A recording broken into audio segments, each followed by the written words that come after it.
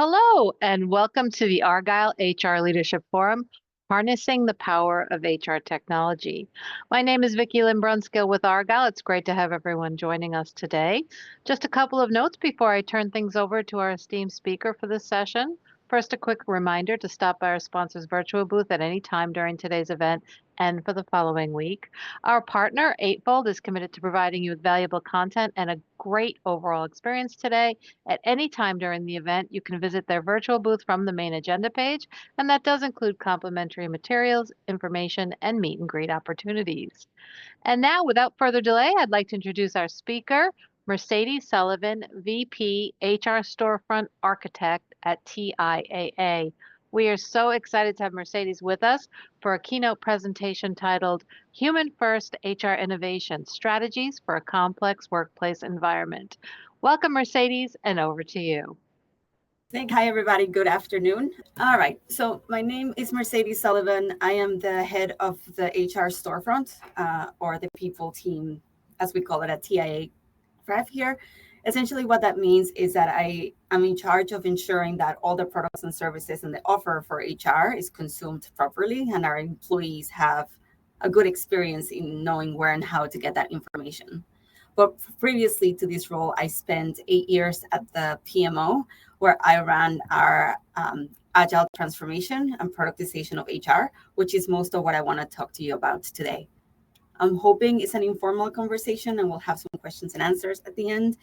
And through this presentation today, I hope to show you the things that we learned, where we won and where we absolutely didn't. And so hopefully that helps you along your own journey. So there's 3 things that we're going to touch on today. We're going to review what are we solving for, what was our transformation journey like, and I'm going to try to get as tactical as I can, and some of our lessons learned. So why are we here? As head of the PMO, I spent a lot of time figuring out how do we better organize to deliver the right value to the right people at the right time when everything is in constant change and there's so many stakeholders to keep track of, and it's so complex and that's never ending. So we took a step back for a minute and figure out how can we do this? So what was our business problem? So as the head of the PMO, I was spending a lot of my time prioritizing projects. I served or enabled everybody that reported to the head of HR, so the COEs and the CHROs, for each of the lines of businesses. And every year was the same. Let's prioritize this big exercise that took forever, which we ended up in a list of a lot of projects that were difficult to prioritize. We couldn't test them iteratively, so we didn't know if they were well received or not till the end. We didn't really implement a lot of design thinking, meaning we thought that this is what our employees wanted and we delivered rather than asking them to help us design with them. And it was just slow. It took us a while to deliver the projects because they were so big and we relied on people from the different areas to help us come be part of that project. So with that, we saw an opportunity to think differently about how we organize or how we think so that we can do that more seamlessly and continuously. And especially so we were able to cut our losses and take other priorities that would come in so that we can focus quickly. A great example, you'll know about is COVID. If we have already prioritized list of things and that thing comes in, how do we stop and prioritize quickly without missing a bit and knowing what to do next? So after a lot of research and analysis and talking to a bunch of people, I came to the conclusion that there are two main things that we could try to help us in this journey. So one is a mindset shift, and the second is more practices of how to deliver. First, it was the mentality or the mind shift of going from projects to products, and we'll touch on that in a minute. And then the introduction of agile concepts in HR and how they apply to us. Now, let me caveat this by saying that if you're an agile purist, please don't hate me. I do not subscribe to following a methodology or a process to the T. So it was really more about taking that mindset and what other areas of the company or outside the company we're doing and figuring out what we may learn from that and adapt to ourselves. So let's start with the mind shift from projects to products. What do I mean by that? A project is something really temporary that is defined by a beginning and an end. So for example, we had a change in policy. and the salary ranges that just came to be. So we are like, okay, this is a project that we have to put in and out. It starts this date, and then when we deploy, that's it, we're good. Let's get a group of people to deploy that work, put it together. When it's live, and we'll go back to our desk jobs. Whereas a product is more of the mindset of end to end. We do the market research and identify what our associates in this case need, and we bring a solution to life that fits that. And then the product owner or the team that owns this product will be with that product end to end, the whole management and maintenance of it, until we no longer needed that and decommission. So it sounds really simple, but it's a hard mindset for HR to switch. But this is where we started. Now, when it came to agile concepts, we focused on these 6. First, identifying product owners, who's going to own the products that we have them, and then what are the team members that are going to be supporting that ongoingly. Second, identify the voice of the customer and data that we're going to use so that we can make prioritization decisions based on that data versus what we thought was right. Third, we wanted to switch from that big project to just incremental delivery and continuously deploying a little bit of value and testing to see if it was resonating with our employees, and if not, either cut our losses or keep working forward. Then we introduced design, plan, and connect meetings. You would have heard in agile terms more like scrum meetings or PA plannings or so on and so forth, but we just kept it to design, where we come together and figure out what we're delivering or what we're creating. Planning, to make sure that we're all on the same page what we're doing in the quarter, and connecting just weekly, just ensuring that we're on track to deliver that. We also really focused on something that was really hard for us at the beginnings, putting everything in Jira or any tracking tool that you have. The main goal here was to have a visible place where everybody knew what everybody else was working on, and we keep accountability and visibility of what was going on, what was late, and what was dependent on one and the other. And then finally, we really got better at retrospecting. After each of our planning sessions, we would take the lessons learned and immediately put them on the next planning session. We'll test and iterate what was going on in that particular event. And that here looks really simple, but it was really hard to implement. But at the same time, very quickly, our team members got the hang of it and really were willing to change because they were part of that process in which they were bringing that lesson learned and implementing it themselves. So how did we get started in a more tactical term, and what is a product? So for us, this we had a lot of debate if it's a product and a service or what have you. Just know that when I say product, it's because I'm borrowing from a product owner, but it could be a product or a service or what have you. And we determined that for us, we're going to have plan, attract, hire on board, develop, so on and so forth. So the ones that you see in blue here are the ones that we were co-planning in an agile way of working together, versus the ones in gray here. Some of them were more traditional project management that still needed to get done. And so we were able to kind of marry both of them and then just adapt our governance to what was needed. So at first, one of the things that I wanted to do is, okay, let's have all of these fleshed out. Very ironically, very anti-agile. I wanted to have everything fleshed out and then ensure that we had a product owner for everything. And that obviously didn't work very well for us. So instead, what I would recommend is that you pick one proof of concept, which is what we ended up doing. So within the develop product, we had a project or a strategic initiative called Skills of the Future, in which we were asked to ensure that we moved our company to a skills-based organization. So armed with that information, I talked to the product owner and say, hey, are you willing to learn how to do this differently? And this sounds like a really big problem that you're trying to solve or value that you need to add. Why don't we get a coach and do it this way and see what happens? She was really willing to do that, and this was our starting point. So if you are to do this journey, I highly recommend you start with one and use it as your blueprint. Learn, because everything in life that we do is a hypothesis. I thought this was going to work, but I wasn't sure. So this gave us the opportunity to do this without completely having to commit if we've done a big bang. So after we identified the product owner and the team members that were going to support her, we upskilled them, and then I hired an internal coach within my company to help us with this mindset. One of the things that we did have to work with a coach was around, hey, we want to do this agile, but not exactly. So help us, and we'll help you with our context so that we know what may work. So if you do hire a coach or somebody else, don't be shy of ensuring that you say, hey, I know this may work and this is the right way to do it, but for context, let's try this and meet people where they are. We then had our first design session in which we sat the group together and high level figure out what is it that we're trying to achieve, what are our outcomes, so we can start documenting some workflows and personas. This didn't have to be perfect or complete, but just enough to get us started for the next quarter or the next 2 quarters. From there, we set our first quarterly planning session. What happens in here is that the different groups come together. So in our case, we ensure that we have the product owner, which is on the HR side. We have legal, risk, compliance, technology, and other partners. So essentially everybody that needs to be involved in ensuring that we make a decision to go forward. And we determined as a starting point, what in a quarter can be done based on our longer term goals. And we broke down into little chunks so that we can start with our roadmap and backlog.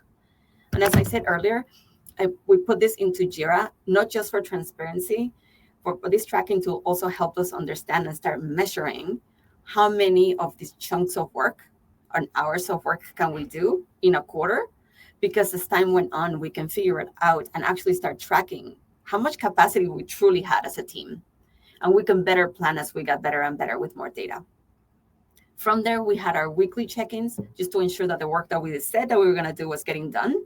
And at first, it was quite interesting where the mind shift comes in. In these planning sessions, you agree that this is what we're going to do. If you commit to 10 pieces of work that you're going to do or components, that's what you do. But we started to see how people were doing work that was outside of what was promised. And that was delaying us from doing the work here. And they got overwhelmed. So we very quickly were able to show them, now that we have everything in Jira, how for the next planning session, they did like 3 or 4 things, but then they started doing stuff that was on the backlog for another planning session that they shouldn't have been doing. And interestingly, just showing the data and showing them how our habits were working really, really helped us get back on track on focusing on what we said we're going to commit to do and go that forward.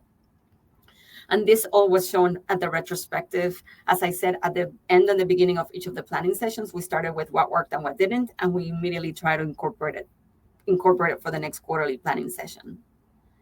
And then at the wider piece of the puzzle here is that once you have your one product that's working, you can replicate that as a blueprint for another product. And the goal at the end was that all of our team members are planning together, which is what we're now doing.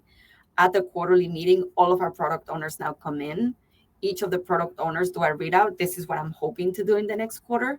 We have a slide conversation, and then everybody goes into their planning rooms. They finish out, here's the components of the work that we're going to do, and then we come back together to see if there's dependencies that we have to kind of adapt and adjust. So now let me give you a little bit of tactical three slides that I want to show you of things that resonated, because one of the things that was really hard, and I tried for 5 or 6 years to push this concept here within HR and resonating. I think a lot of the things that didn't work is that I was trying to use these big concepts and all at once and explaining them with words. But this image right here is actually what started the conversation, and people understood a little bit better of what we're trying to do. A lot of the projects that we were doing were giant, and we were just hoping that at the end he was going to have the best result. And a lot of the feedback that we were getting from our employees was, hey, you're building me a bus and I just need a bike, but with different components and so on and so forth. So we got a little better at listening to our employees of what they really wanted, not what we thought they wanted, and eventually start planning with them incrementally and knowing where to cut our losses. So instead of committing to the end to a project, here's a project that we did and this is what we're going to do, we committed to the outcome, and then we were able to more flexibly, incrementally be delivering value based on the feedback. So that was really helpful. The second piece is from projects to products. And this sounds simple, but the more practical example I can give you on one that always makes me laugh is the offer letter. I don't know how many of you have dealt with the offer letter, but as a PMO, I tell you, every year, inevitably, someone would say, we need to enhance the offer letter. I'm like, great. Who's a project owner and who owns it? and legal pointed at TA pointed at comp. At the end, no one owned it. And honestly, I understand it's a little complex when you look at things as components. And the other thing is, like, admit it. If somebody gave you something that you own, but really doesn't depend on you and your team, you don't kind of want to own it, because then you're responsible for ensuring that other people outside your team are doing this work. And it's just a lot on top of your day job. So what really helped and resonated with our team here is that we said, listen, instead of thinking of an offer letter as a project or a thing, we're going to look at hire as the product. So then anything that needs to be done to enable the hiring process falls within this portfolio. So we committed as a PMO to say, listen, product owner, who happens to be in TA, you own hire, but our commitment to you is that for everything that needs to fall within it, including the offer letter, all of the right people that need to be there to help you decide and determine and do the work for those components are going to be at our planning sessions quarterly, and we're going to continue to be on them to ensure that those things get done. So we really had it was like an aha moment that for them. They're like, okay, let me try this out. So they were at least able to try it out, and it really worked very well. I'm telling you that I tried this offer letter project like 4 or 5 times, and it took forever. I feel like we didn't get anywhere. We would fix a little bit and break something else. Whereas when we started planning like this collectively and cohesively, and we really made it a priority, and especially because we were planning it at the same time that we were planning everything else, we made the commitment to say that if this is really a priority, we will make it a priority. So we're gonna put something else in the backlog, so together we can work on this and do it ongoingly. And so this is an example of how we started to change our mindset and how that became a lot better for us. And then here's just another example of how we've saved time by doing so.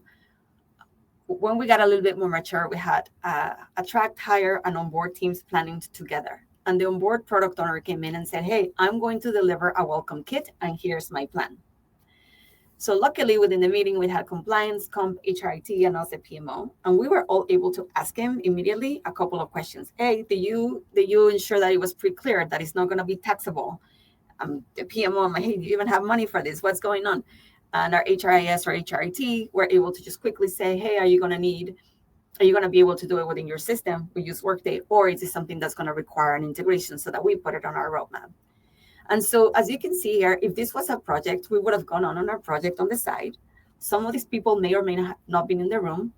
And then the product owner may have been ready to go live and then go back and have to talk to different people that were already in different meetings, talking to other people about different projects. In here, this was one component of many. So everybody can just ask the questions right there and then. And if there's work that needs to be done as a dependency, we can put it in our roadmap, so that if there's not enough capacity, something else comes out. Because in order to deliver that welcome kit, we need all of these components. And if it's a priority, other little smaller things need to come out, or other things get moved to the next quarter. So that was a really big win for us. So in the end, what was the biggest win? So for me, with my PMO hat, a couple of things, or 3 things specifically. One, I used to literally track my projects by Excel. And with the 13 leaders I was supporting, by the time I finished talking to the last one, so it was really, really hard. Instead, when we moved to Jira, we made other people accountable for putting in their work. And I was not physically doing this. I was just monitoring and doing more governance to ensure that everybody and the program managers or the team supporting, from my team supporting each of the products, ensure that this was tracked and organized accordingly. So not only this give us it's much more scalable, but for business continuity and traceability, it's a much better thing to do, because I could leave today. I hope not, but if I left today, anybody else knows how to use Jira can just go and look at the information and nothing happens. It's right there. And then we have accountability and visibility and insights that we didn't have before. At the portfolio level, I only knew kind of the milestones that we were doing with each of the projects. Here, because you start breaking down the work into little components, I can actually see at the task level what some of the people are doing and start measuring our productivity and other things. As I say here in the middle, I was only be able to say, hey, we have these projects and by quarter. And now I understood that at the more tactical level, and I could start seeing things like, hey, why do we have 50% of our projects in Q4 when that's also when we're doing compensation? And by breaking things into quarter deliveries and chunking it down incrementally, we were able to balance out things a little bit better, and I could see how we were doing. And at the end, the result was also very exciting because I went from 73 projects, and at one point, I think we had 114, which is crazy, to 4 big strategic projects, like big bang projects that need a traditional project manager, and the rest was just put into the stroke maps of the different products. And it's a much more efficient way to prioritize at the team level. And our leaders can now just come to us and say, here's the outcomes that we want you to see. You help us with the how. Then before they would come to us, but here's a list of projects to deliver. One of the biggest things that I'm proud of for this team, though, is that when we started doing that and we can actually see habits of how we work, we realized that we doubled their speed to delivery. So for example, if before I was able to deliver like 4 or 5 features, or that's like chunks of work that we do in a quarter, we were able to do double now because we actually reduced the number of items that we had on our list, and we were able to focus. So actually we were much faster to deliver. So that was a big win for us. As we keep going forward, I really hope that we can start measuring things a little bit better and start including things like how much capacity do I leave for things that are more operational. So for example, it's one thing to enhance your process, or you're going to change something in Workday to make a process better. So that's going to take me a quarter to make those changes, versus if someone's coming in and this component of Workday is broken, you got to fix it immediately. How do we manage the time and capacity for people to know what to enhance versus what to BAU? Because it's all the same people doing the work at the end of the day. So how do we just manage the stuff that's enabling those products and enabling that value to be given to the associate? So yeah, to sum it up, let me just show you what worked and what didn't. Don't be me, don't be Big Bang and not learn from Agile, and start small and incrementally, and keep going. It took me 6 years to convince people until finally they gave up and they're like, okay, fine, go hire somebody. And what I did actually, I hired, as my team moved on to other roles, there were project managers. I hired people that had 0 HR experience on purpose, but that were from different areas of my business. So they would understand how it was to consume HR products, and they had Agile background.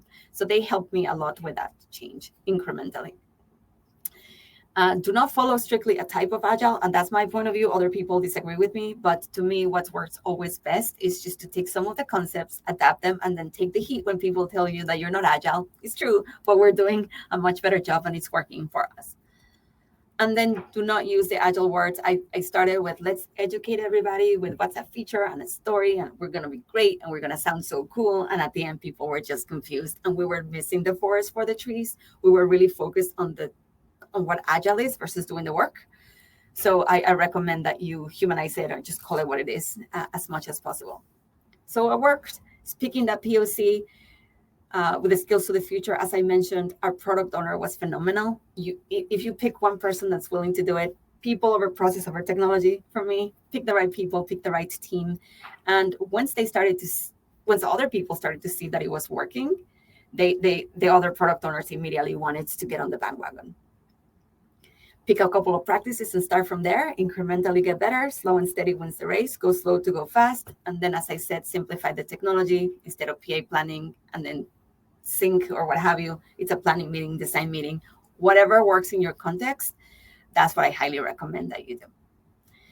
And so, yeah, that's it. That's where we are in our journey right now. We have a lot of room to grow, but it's really been transformative. And now that AI is coming really fast, because we already have these teams formed and we already have these planning sessions, it doesn't matter what changes. We already have the infrastructure. As things come in, we can very quickly put things out of the planning for the quarter and put it in the backlog for the next quarter and prioritize ongoingly. Our next battle will be, how do we work with finance to fund something at the product level versus a yearly project or area? So we'll stay tuned for more. So if you have any advice for me later, connect with me on LinkedIn and we can keep going forward together. But for now, that's all I have. And I'll open it up for I guess, back to you, Nick, to see if there's any questions from the room. Great. Excellent. Yeah, we have a bunch of questions. Here's one. How can we ensure that human strategies work in harmony with technological advancements?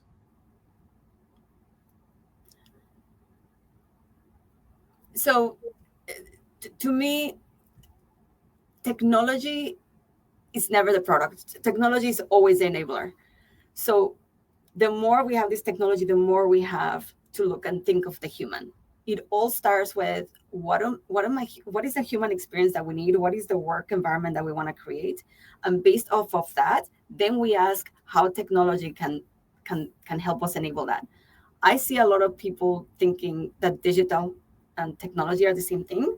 So we start with what can the technology do, and then put that to our employees instead of what does my employee need, what does my employee need, and how does the human then help, and is human in the loop, and then let's look at what the technology can or cannot do, because it may be a super amazing shiny object and a super amazing thing, but it's not helping the human be better and do better or in service of your strategy. It's just not something that I recommend we keep doing. And I hope that I answered that question correctly. But it's tricky. It's tricky because as the technology gets better, especially with AI, you're like, well, what's going on? What are they going to do versus us? But human always first, for the human, by the human, to the human. So Great.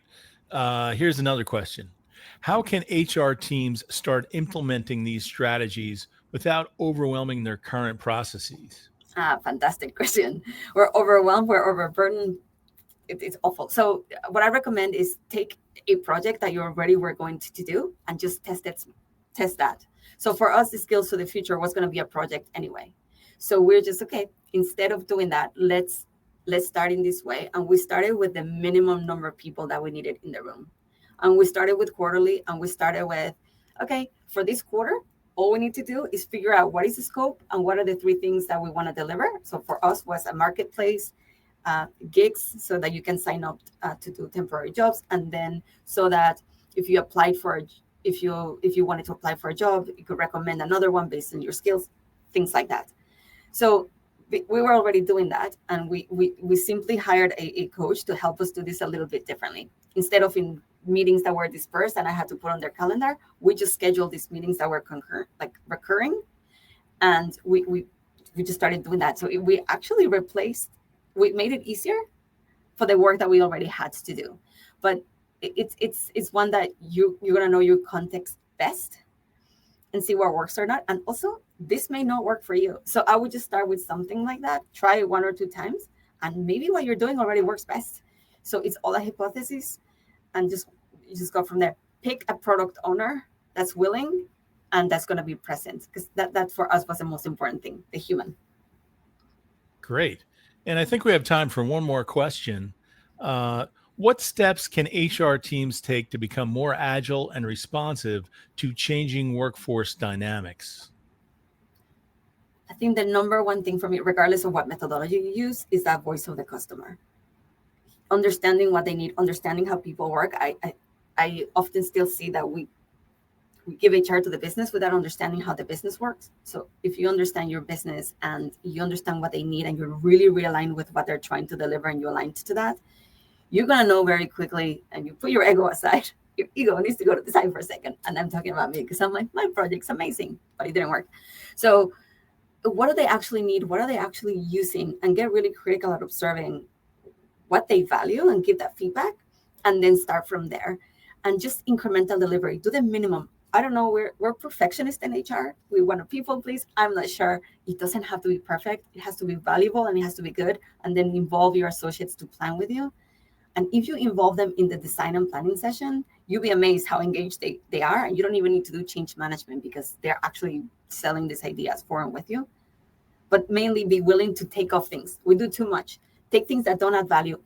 Hyper focus on the things that are going to be in service of your business and that are helping your associate or your employee deliver on their day-to-day job that's already stressful. Thank you so much, Mercedes, for that insightful and super practical presentation. I also want to thank everyone else for joining us today for all of our content. This session, along with all of today's Content will be available on demand following the event. And as a reminder, please do subscribe to Argyle on YouTube for exclusive access to all of our past events. Lots of great material there. This concludes the Argyle HR Leadership Forum. We thank you for joining us today and hope to see you at our next HR event on September 18th. Thank you again to Mercedes, and thank you to all of you, and have a great rest of the day.